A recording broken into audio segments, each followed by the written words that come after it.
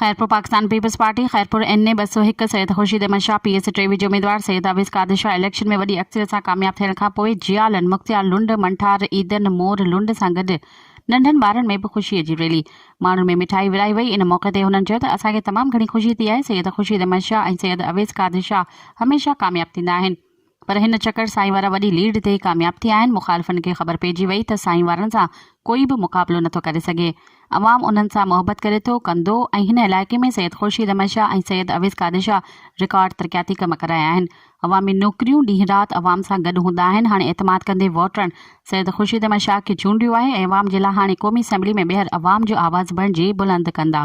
मज़ीद ख़बरनि ऐं तफ़सीलात लाइ विज़िट कयो असांजी वेबसाइट www.awamiNewsHD.com ऐं ॾिसंदा रहो अवामी न्यूज़ HD।